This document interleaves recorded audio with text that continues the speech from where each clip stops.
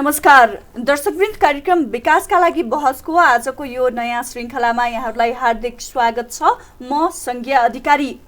Corona virus संक्रमणको प्रभावले अहिले विश्व नै आक्रान्त बनिरहेको सन्दर्भमा मानव स्वास्थ्य यसबाट प्रत्यक्ष प्रभावित बनेको अवस्था छ।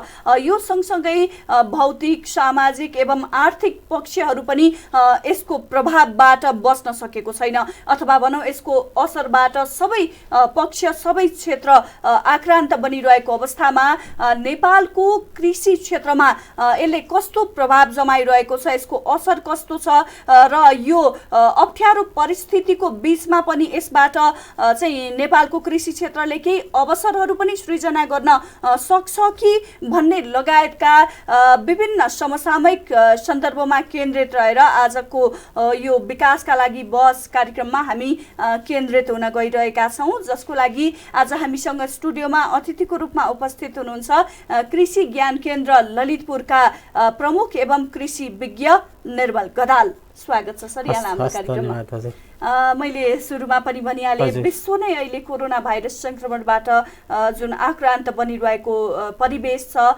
यसबाट नेपाल पनि अछुतो रहन सकेको छैन। प्रत्यक्ष रूपमा मानवीय स्वास्थ्य त यो गम्भीर रूपमा असरमा परिरहेको स्थिति छ। यो सँगसँगै नेपालको कृषि क्षेत्रमा यसले कस्तो प्रभाव अनि असर पुर्याइरहेको छ र अहिलेको कृषिको अवस्था कहाँ छ, बताइदिनुहोस् न। यो कोरोनाको महामारीले विभिन्न क्षेत्रलाई असर गरेको छ हैन, र कृषि क्षेत्रमा यसको प्रभाव चाहिँ उल्लेख्य रूपमा परेको छ। किनभनेदेखि यो महामारीको टाइममा चाहिँ हाम्रो समग्र खाद्य प्रणाली, खाद्य वस्तुको उत्पादन र त्यसको वितरण र त्यसको माग, यी तीनवटै पक्षहरूमा चाहिँ महामारीले गर्दाखेरि ठुलो प्रभाव परेको छ। जस्तो कि अहिले काठमाडौँमा ठुलो जनसङ्ख्या चाहिँ अहिले गाउँतिर गएको छ। नेपालको त्यस्तै गरी ठुल्ठुला सहरमा बस्ने चाहिँ जागिर खानेहरू अथवा श्रम गर्नेहरू अहिले सबैजना गाउँमा हुनुहुन्छ, जसले गर्दा अहिले ठुल्ठुला सहरहरूको खाद्य वस्तुको माग चाहिँ उल्लेख्य मात्रामा घटेको हुनाले गर्दाखेरि सुरुको अवस्थामा त झन् कस्तो भयो भनेदेखि उत्पादन सामग्रीहरूको आपूर्ति, जस्तो खास गरिकन अहिले पनि मलको अभावको कुराहरू यहाँले सुनिरहनु भएको छ, जुन चाहिँ प्रत्यक्ष महामारीसँग जोडिएको छ।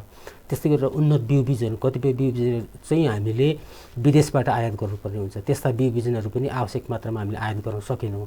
त्यस्तै गरेर मलखाद चाहिँ आउनु सकेन यसपटक होइन आवश्यक मात्रामा, र त्यस्तै गरेर किसानले उत्पादन गरेका कृषि उपजहरू बजारसम्म पनि पुर्याउन सकिएन, र कतिपय अवस्थामा बजारसम्म पुर्याइसकेपछि पनि के भयो भने माग चाहिँ उल्लेख्य मात्रामा घटेको हुनाले त्यो कृषि उपजको मूल्य चाहिँ एकदमै घटेको थियो सुरु।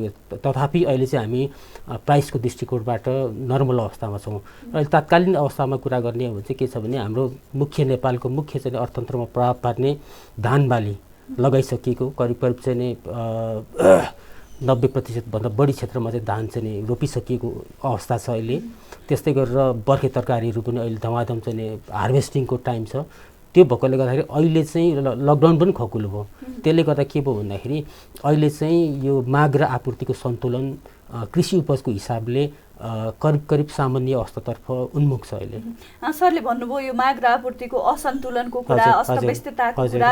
हिजोको दिनमा हामीले समाचार बनाइरहँदा पढ्दा अथवा तपाईँ आफै कृषि विज्ञको रूपमा, कृषि ज्ञान केन्द्रको प्रमुखको रूपमा हेर्दाखेरि पनि जसरी लकडाउनको समयमा यता उपभोक्ताहरूले सहज रूपमा कृषि उपज, खास गरी ताजा तरकारी फलफुलहरू पाउन सकेनन् भने कतै चाहिँ कृषकहरूको जुन मेहनत, लगानी, परिश्रम खेर जाने गरी बारी मै कुहिएर गयो होइन, त्यो अवस्था जुन सृजना भयो होइन, कति श्रम अथवा लागत खेर गयो। यता उपभोक्ताले चाहिँ भारतबाट आएको तरकारीलाई महँगो मूल्यमा किन्नुपर्ने पनि अवस्था भयो। यस्तो विशेष परिस्थितिमा खास गरी नेपाल सरकार अथवा भनौँ न कृषि ज्ञान केन्द्र जस्ता निकायको भूमिका के त भन्ने पनि प्रश्न चिन्ह उठेको थियो नि, त्यसलाई चाहिँ कस्तो विश्लेषण गर्नुहुन्छ?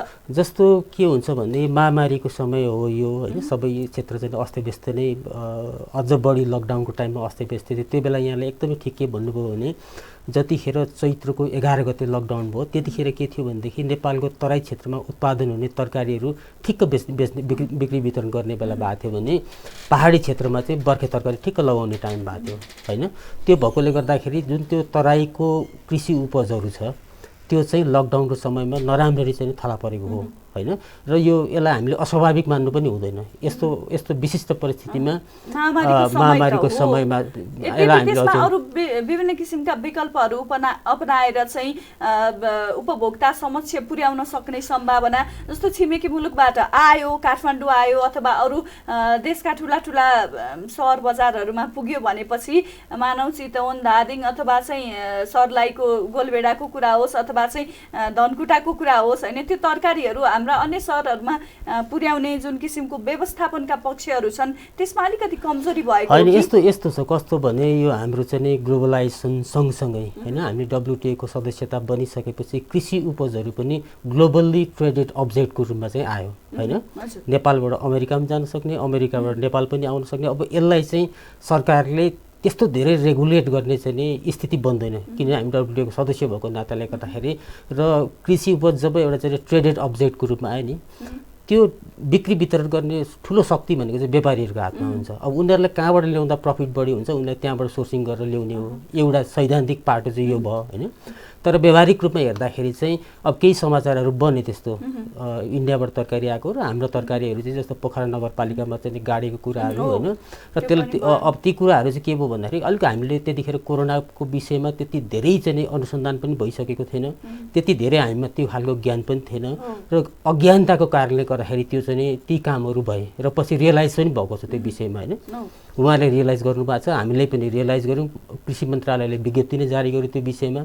र महामारीको टाइममा जस्तो यहाँहरूले सुन्नुभएको छ कतिपय जिल्लामा चाहिँ तपाईँको कृषि एम्बुलेन्स भनेर यो पूर्ण लकडाउनको टाइममा समेत पनि हामीले सरकारी गाडीहरू प्रयोग गरेर चाहिँ बिक्री वितरण सहजीकरण गर्न खोज्यौँ। जस्तो हामीले भक्तपुरै कुरा गर्दाखेरि जिल्ला कृषि सहकारी सङ्घ भक्तपुरसँग र जिल्ला प्रशासन कार्यालयसँग र हाम्रो सुरक्षा निकायसँगको सम्बन्धमा हामीले विभिन्न ठाउँमा चाहिँ ओपन स्पेसमा चाहिँ कृषि बजारहरू सञ्चालन गऱ्यौँ। र त्यसले गर्दाखेरि के भयो भनेदेखि यो चैत वैशाखको समयमा उत्पादन भएका कृषि उपजहरू चाहिँ वास्तवमा नराम्रोसँग असर पर्यो त्यसलाई भनेदेखि अब अहिले लकडाउन खकुलो भए सँगसँगै अहिले चाहिँ हामी केमा खुसी छौँ भने अहिले चाहिँ तरकारीको मूल्य पनि अलिक बढेको हुनाले कृषकहरूले चाहिँ अहिले उहाँहरू पनि खुसी हुनुहुन्छ अहिले, किनभने उत्पादन लागतै नउठ्ने अवस्था थियो। जस्तो हाम्रो के हुन्छ, फर इक्जाम्पल काठमाडौँमा सबैभन्दा बढी उत्पादन हुने चाहिँ गोलभेडा होइन। हामी के देख्छौँ भनेदेखि गोलभेडा 1 किलो गोलभेडा उत्पादन गर्न किसानलाई चाहिँ नि करिब 21 रुपियाँ खर्च हुन्छ उसको।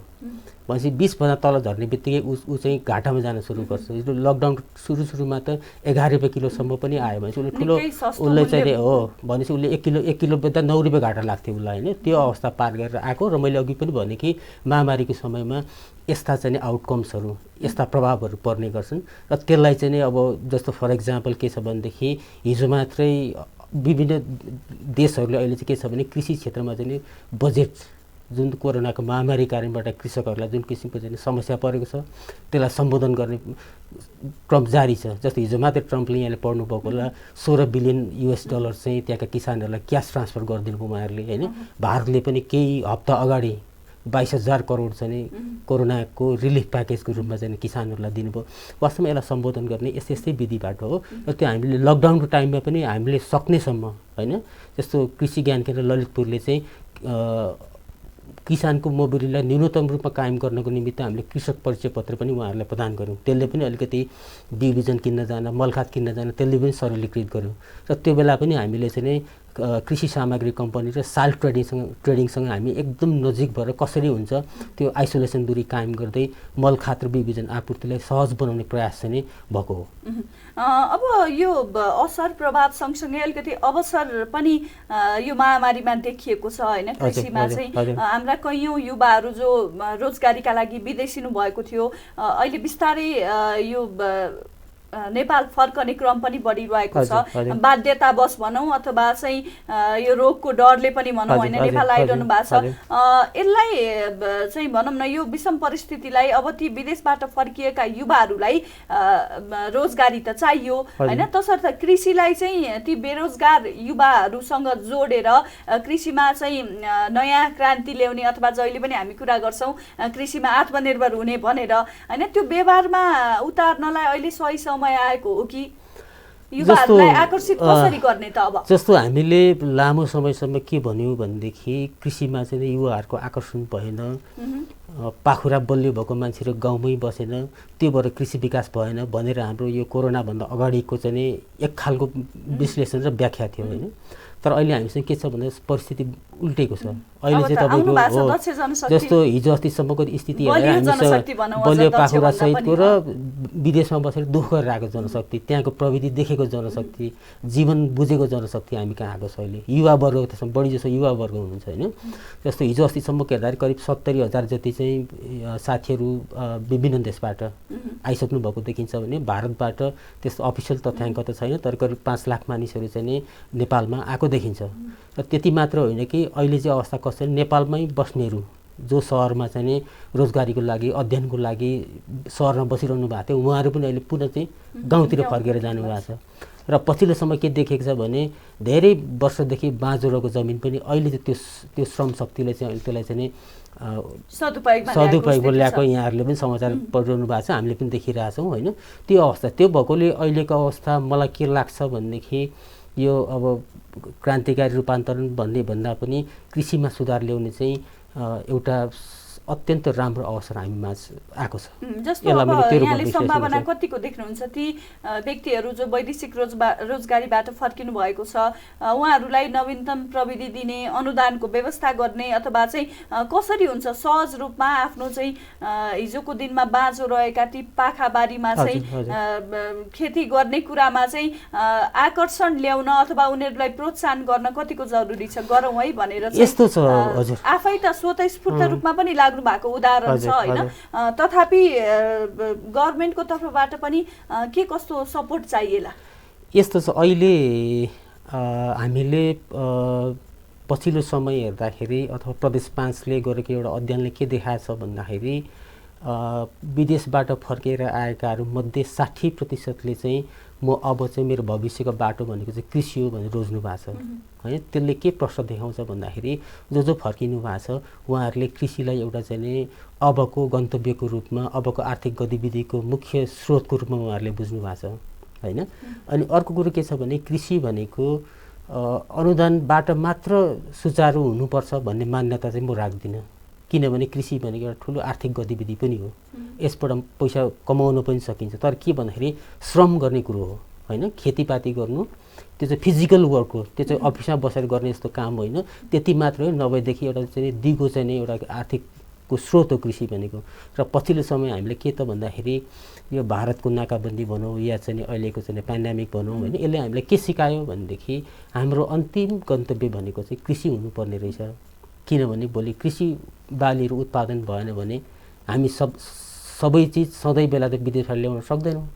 जस्तो महामारी बेला के हुन्छ भनेदेखि आफ्नो उत्पादन छैन भनेदेखि विभिन्न देशहरूले आफ्नो खाद्य उपजहरू चाहिँ जतिखेर पनि ब्यान गर्न सक्छन्। खाद्य सुरक्षाको दृष्टिकोणले उहाँहरूले ब्यान गर्दाखेरि हामीले पैसा भएर पनि किन्न सक्ने अवस्था रहँदैन। तीमाथि हामी गरिब मुलुक भएको हिसाबले हामीले चाहिँ नि कृषिमाको आधार चाहिँ हामीले बलियो बनाउनुपर्छ।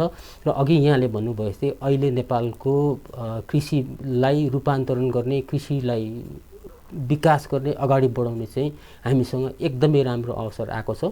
अब यसमा सरकारले के सोचेको छ त भन्दाखेरि यहाँहरूले सुन्नुभएको छ सङ्घीय सरकारको बजेट वक्तव्यमा 70,000 चाहिँ विदेशबाट फर्केर आएकाहरूलाई चाहिँ सिपमूलक तालिम दिने भन्नुभएको छ। एउटा त्यसरी सम्बोधन हुन्छ। अर्को थुप्रै कामहरू मतलब थुप्रै कार्यक्रमहरूमा चाहिँ कृषि लोन चाहिँ खास गरी यो उत्पादनको लागि आवश्यक पर्ने कृषि ऋण चाहिँ सस्तो ब्याजमा उपलब्ध गराउने प्रदेश सरकार पनि लागिरहेछ। प्रदेश सरकारले पनि बजेट छुट्याएको छ, सङ्घीय सरकारले पनि बजेट छुट्याएको छ। र अहिले पछिल्लो समय किसान क्रेडिट कार्डको पनि कन्सेप्ट आएको छ होइन, त्यसको जिम्मा चाहिँ कृषि विकास ब्याङ्कलाई दिएको छ। भनेपछि अब के भने उहाँहरूलाई तालिमको प्रविधिको लागि विभिन्न जिल्लामा कृषिका कार्यालय छन्, 3 तहको सरकार छ, स्थानीय तहमा पनि कृषि शाखा छ, प्रदेश सरकारको आफ्नै संरचना छ र सङ्घीय सरकारको आफ्नै संरचना छ। भनेपछि अहिले उहाँहरूले सेवा पाउनु चाहिँ 3वटा सरकारहरूबाट सेवा पाउन सक्नुहुन्छ। त्यो भएकोले उहाँहरूको लागि पनि वास्तवमा चाहिँ म एउटा चाहिँ अझ सहज बनाएको छ। 3वटा सरकारहरूले कृषि विकासलाई केही न केही बजेट चाहिँ छुटाउनु भएको छ। यद्यपि अहिलेको जुन यो मैले अघि हामीले कुरा गरिरहेछौँ, छलफल गरिरहेछौँ, अहिले जुन जनशक्ति पनि गुणस्तरीय जनशक्ति जुन हामीसँग छ त्यसलाई ट्र्याप गर्ने हिसाबले, त्यसलाई चाहिँ प्रयोग गर्ने हिसाबले वास्तवमा कुनै पनि जग्गा खाली नराखौँ भनेर अभियान चलाउने दृष्टिकोणबाट चाहिँ बजेट अपुग भएको कुरो चाहिँ यहाँहरूले पनि विभिन्न सञ्चार माध्यमबाट पढ्नु भएको छ। वास्तवमा यही कोरोनालाई नै एड्रेस गर्ने गरी चाहिँ नै अब हाम्रो मतलब आफ्नो क्यापासिटीमा पनि भर पर्छ होइन, त्यसरी चाहिँ बजेट आएको देखिन। जस्तो अब खाद्य सुरक्षाको प्रत्याभूति अनि गरिबी निवारणमा टेवा दिने, बेरोजगारी समस्या हल गर्ने लगायतका हामीले कुरा गऱ्यौँ होइन। यो विषयलाई चाहिँ सपोर्ट गर्ने गरी कृषि ज्ञान केन्द्र ललितपुरले अब यो चालु आर्थिक वर्षमा चाहिँ कस्ता कार्यक्रमहरू तय गरेको छ, कस्ता योजनाहरू चाहिँ अब अगाडि बढाउँदै हुनुहुन्छ तपाईँले? यस्तो छ, हाम्रो प्रदेश सरकार बागमती प्रदेशले अब अहिले चाहिँ हामीले बजेटलाई चाहिँ कार्यक्रमबाट अलिकति सिफ्ट गरेर कृषि ऋणतर्फ चाहिँ अलिकति हामी उन्मुख बनाएको छौँ। किनभने पछिल्लो समय युवाहरूको नि माग के भयो भन्दाखेरि यो सरकारले चाहिँ नै मतलब अनुदान दिने भन्दा पनि हामीलाई चाहिँ कृषि ऋण भइदिए हुन्थ्यो भन्ने खालको जो व्यवसायिक किसानहरू छन् उहाँहरूबाट पनि त्यस्तो भइसकेको सन्दर्भमा ठुलो बजेट चाहिँ कृषि ऋणमा छ हाम्रो होइन, त्यो सेवा उहाँहरूले पाउनुहुन्छ। अर्को प्रविधि विस्तारको सन्दर्भमा त हामीले निःशुल्क रूपमा त्यो हामीले गर्ने काम हो, त्यो उहाँहरूले निःशुल्क रूपमा प्रविधि पाउन सक्नुहुन्छ। भनेदेखि कृषि ज्ञान केन्द्र ललितपुरको सन्दर्भमा हामीले भर्खरै मात्रै सूचना जारी गरेका छौँ र त्यो सूचनाको म्याद चाहिँ भदौ 12 गतेसम्म छ। त्यो उसमा चाहिँ हामीले काठमाडौँ उपत्यकामा अहिले हाइटेक चाहिँ स्ट्रक्चरहरू ग्रिन हाउसहरू निर्माणको हाम्रो कार्यक्रम छ। त्यस्तै गरेर सौर सिँचाइको कार्यक्रमहरू छ हामीसँग, त्यस्तै गरेर साना सिँचाइको कार्यक्रमहरू छ र प्राङ्गारिक कृषि उत्पादनका कार्यक्रमहरू छ। र अब निकट भविष्यमा चाहिँ प्रधानमन्त्री कृषि आधुनिकीकरण परियोजनाको ब्लक कार्यक्रम चाहिँ हरेक स्थानीय तहमा एक-एकवटा ब्लकको कार्यक्रमहरू चाहिँ हामी सञ्चालन गर्नेछौँ। अब अलिकति कौशी खेतीको कुरा गरौँ सर होइन। कौशी खेतीको सुरुवात गरिसक्नु भएको छ होइन, कृषि ज्ञान केन्द्र ललितपुरले सुरुवात गरिसकेको छ। त्यसको प्रभावकारिता अथवा भनौँ न त्यसको अहिले प्रभाव कस्तो देखिएको छ? हुन त धेरै लामो समय त भएको छैन, यद्यपि यो बीजको जुन समय छ होइन त्यसमा कौशी खेतीमा सहरका बासिन्दाहरूको आकर्षण अनि त्यसमा भनौँ न त्यसको चाहिँ उत्पादन कस्तो पाइएको छ? यस्तो चाहिँ एकदम सान्दर्भिक अहिले यो के छ भनेदेखि यो महामारीको बिचमा एउटा ग्लोबल ट्रेन्ड डेभलप भएको छ अहिले। त्यो चाहिँ के हो त भन्दाखेरि सहरमा सहरी खेती चाहिँ नि अहिले उल्लेख्य रूपमा बढेको छ। यो काठमाडौँ मात्रै होइन कि संसारभरि अहिले चाहिँ सहरी कृषिले एउटा एक खालको चाहिँ नि स्वरूप ग्रहण गरिसकेको छ र कौशी खेती चाहिँ सहरी कृषिको एउटा अङ्ग भएकोले गर्दाखेरि काठमाडौँ उपत्यकामा यसको माग यो महामारीको समयमा एकदमै बढ्यो होइन। जस्तो मलाई लाग्छ कौशी खेतीको वैज्ञानिक तरिकाबाट कौशी खेती कृषि ज्ञान केन्द्र ललितपुरले नै थालनी गरेको। हामीले गत साल चाहिँ नि जस्तो कौशी खेती भन्दाखेरि हाम्रो सामान्य बुझाइ के हुन्छ भने छतमा चाहिँ माटो लिएर राख्ने, त्यो माटो चाहिँ पानीले चाहिँ त्यसलाई बगाउने, छत फोरुने र पानी चाहिँ लिक भएर घरको संरचनामा नै असर पर्ने जुन समस्याहरू थिए ती समस्यालाई सम्बोधन गर्ने गरेर कृषि ज्ञान केन्द्र ललितपुरले हामीले गत आर्थिक वर्षबाट वैज्ञानिक किसिमको त्यो चाहिँ कस्तो भन्दाखेरि हेर्दा पनि आकर्षक देखिने, छत चाहिँ फोहोर पनि नहुने र छतलाई माटो पनि नचाहिने हामीले चाहिँ माटो रहित तरकारी खेतीको सुरुवात गऱ्यौँ। र यो यसको इन्ट्रेस्टिङ पक्ष के छ भने यो हामीले सुरु गरिसकेपछि यो हाम्रो कार्यालयको अर्को उपनाम जस्तै बन्यो कि मतलब कार्यालयको एउटा आइकोनिक कार्यक्रम जस्तो बनेर अगाडि बढ्यो होइन। हामी त्यसमा अत्यन्त हर्षित छौँ र यसको हाम्रो सरकारले इन्टरभेन्सन गर्ने कामहरू हामी के अपेक्षा गरे हुन्छ भनेदेखि हामीले एकपटक इन्टरभेन्सन गरिसकेपछि त्यो काम चाहिँ संस्थागत भइदिए हुन्थ्यो भन्ने हाम्रो अपेक्षा हुन्छ र त्यो अपेक्षा हामीले भरपूर रूपमा पायौँ। जस्तो यहाँले सङ्घीय सरकारको नीति तथा कार्यक्रममा हेर्नुभयो भने कौशी खेतीलाई सहरी क्षेत्रमा विस्तार गरिनेछ भनेर आएको छ। बागमती प्रदेश सरकारको हेर्नुभयो भने पनि त्यही लाइनमा आएको छ र काठमाडौँ उपत्यकाको 21वटा स्थानीय तहमा चाहिँ नै अलिक बाक्लो बस्ती भएको ठाउँमा चाहिँ कौशी खेतीले उच्च प्राथमिकता पाएको छ र त्यो दृष्टिकोणबाट यो कौशी खेती कार्यक्रम चाहिँ एकदमै सफल र यसले चाहिँ नीतिगत स्तरमा नै प्रभाव पारेको कार्यक्रम र जसले कौशी खेती गर्नु भएको छ उहाँहरू दङ्ग हुनुहुन्छ वास्तवमा। अब अलिकति नवीनतम प्रविधिको उपयोगको कुरा गरौँ। अहिले हामी ती प्रविधिहरूको उपयोगमा कहाँ छौँ? जस्तो अब कुराकानी बोलीचाली अथवा चाहिँ भाषणको क्रममा त यो प्रविधि भित्रायौँ भन्छ होइन, व्यवहार त के छ? किसानको बारीमा पुग्दा होइन के पाउनु भएको छ? तपाईँले अनुगमन गर्दा के देख्नु भएको छ? जस्तो अहिले वास्तवमै कुट्टो कोदालो विस्थापित हुने अवस्थामा पुगेको छ त? यस्तो छ, कुट्टो कोदालो विस्थापितै गर्नुपर्छ भन्ने छैन होइन, आवश्यक के छ भन्ने कुराहरू हो। अब हामीले हजुर जस्तो अहिले हामीले ग्लोबल्ली हेर्दाखेरि होइन कृषि चाहिँ कुन स्वरूपमा देख्छौँ भन्दाखेरि चाहिँ एउटा खुल्ला जमिनमा गर्ने खेती हैन। त्यसपछि इजरायलले 1 दशक अगाडि गरेको यो प्लास्टिक टनलभित्र गर्ने खेती र पछिल्लो समय सिङ्गापुर जस्तो ठाउँबाट सुरु भएको यो इन्डोर फार्मिङ हैन। यी नवीन प्रविधि भनेको यिनै हुनु अहिलेको हैन। ओपन, किनभने धेरै क्षेत्रफल लाउनु पर्ने बालीहरू हामीले ओपन फिल्डमै लाउनु पर्यो हैन। र अलिक हाई भ्यालु क्रपहरू छ भने ग्रिन हाउसमा लाउनु पर्यो। अझ त्योभन्दा हाई भ्यालु छ भने हामी चाहिँ इन्डोर फार्मिङमा जानु पर्यो। कसरी बढी फाइदा हुन्छ, कसरी बढी उत्पादन लिन सकिन्छ, त्यसमध्ये पनि सीमित स्रोत साधन, पानी, माटोको कम उपयोग गरेर हो। त्यस्ता जस्तो सिङ्गापुर, इजरायलका उदाहरणहरू हामीले हेरिरहँदा भनिरहँदा चाहिँ नेपाल त्यो प्रविधिको उपयोगमा कतिको अगाडि बढेको छ? एक्ज्याक्टली, मैले त्यही भन्न खोजेको थिएँ। हामी अहिले यो तीनवटै प्रविधिहरू, तीनवटै लेभलको प्रविधि होइन, मतलब ओपन फिल्डमा खुल्ला जमिनमा खेतीपाती गर्नेदेखि लिएर घरभित्र खेतीपाती गर्नेसम्मको जुन प्रविधिहरू छन्, अहिले हामीसँग तीनटै प्रविधिहरू काठमाडौँ उपत्यकामा छ। जस्तो हाइड्रोपोनिक्स भनेको चाहिँ इन्डोर फार्मिङ हो त्यो हैन। त्यसलाई चाहिँ खुल्ला ठाउँमा गर्ने होइन कि कोठाभित्र मतलब स्ट्रक्चर बनाएर गर्ने भयो हैन। त्यो पनि हामीसँग 2टा हाइड्रोपोनिक्स फार्महरू त हामीसँग काठमाडौँमा छ अहिले। त्यस्तै गरेर अब ग्रिन हाउस त यहाँले देखिरहनु भएको छ कि काठमाडौँ उपत्यकामा हिँड्दाखेरि प्रशस्ती ठाउँमा चाहिँ तपाईँको अहिले चाहिँ पोली हाउस र ग्रिन हाउसहरू चाहिँ देखिएको छ हैन। अब अहिले करिब मलाई लाग्छ गोरु चाहिँ नै रिप्लेस भएको छ। अहिले चाहिँ यो जुन मिनी टिलर आएको छ यसले चाहिँ जमिन तयारी गर्नको निमित्त जुन जमिनको तयारीको यान्त्रिकीकरण चाहिँ उच्च दरमा बढेको छ अहिले काठमाडौँमा हैन। त्यो करिब अब हामीले गोरु जोत्नुपर्ने या अरू आवश्यकता छैन, अहिले चाहिँ ट्र्याक्टर आइसकेको छ। अब त्यसपछि के हुन्छ भने कृषिको विभिन्न चरणमा विभिन्न खालको यन्त्र उपकरण प्रयोग हुन्छ हैन। जस्तो बालीपछि फरक पर्छ। त्यो पनि जस्तो धान काट्नको लागि अहिले मान्छेहरूले कचिया युज गर्नु पर्दैन, उहाँहरूले चाहिँ म्यानुअल चाहिँ युज गरेर चाहिँ काट्नुहुन्छ हैन, उपकरण युज गर्न सकिन्छ। अब धानको थ्रेसिङ गर्नुपर्यो, धान झार्नु पर्यो, त्यो पनि मेसिन छ अहिले हामीसँग हैन। हिजो जस्तो छैन। भन्नाले के भने जुन हिसाबमा जुन गतिमा हामी अगाडि बढ्नु पर्थ्यो त्यो बढेनौँ होला हैन। अथवा नयाँ प्रविधि जुन एउटा स्केल भन्छौँ नि हामी, कतिजनाले गर्यो, कति क्षेत्रफलमा भयो भन्ने हैन, अनि कति कस्टली भयो, कति कस्टली हो सक्ने अवस्था छ कि छैन हामीलाई किसानहरुको। यी सबै कुराहरूले फरक पार्ने भएकोले गर्दाखेरि अहिले हामीले प्रविधिको हिसाबले चाहिँ सबै खालका प्रविधिहरू हामीले भित्रिसकेको छ हामी कहाँ हैन। तर त्यो प्रविधि कति क्षेत्रफलमा लागू भएको छ त भन्ने सन्दर्भमा चाहिँ त्यो चाहिँ सीमित छ। सर, हामी कार्यक्रमको अन्त्यतिर आइसकेका छौँ। अन्त्यमा अब यो विश्वव्यापी महामारीको चपेटामा परिरहेछौँ होइन। अब नेपालको कृषि विकासको कुरा चाहिँ आजको सन्दर्भ, आजको यो बसाइमा हामीले कुरा गऱ्यौँ होइन। अन्त्यमा हाम्रा दर्शक अनि कृषक वर्गहरूलाई कृषि विकासको पाटोमा अब के गर्ने अथवा चाहिँ कसरी अगाडि बढ्ने केही थप भन्न चाहनुहुन्छ? हजुर, म के यो अहिलेको सन्दर्भमा चाहिँ जो विदेशबाट नेपाल आउनु भएको छ या सहरबाट गाउँ जानु भएको छ, उहाँहरूले वास्तवमा रोज्नु पनि भएको छ कि कृषि चाहिँ उहाँहरूको मन परेको पेसा हो भनेर उहाँले रोजिसक्नु भएको छ। त्यस्ता साथीहरूलाई, त्यस्ता चाहिँ जनशक्तिलाई म के अनुरोध गर्छु भने तपाईँहरूसँग 3वटा सरकारहरू छन्, स्थानीय तहमा छन्, प्रदेश सरकार छ, सङ्घीय सरकार छ।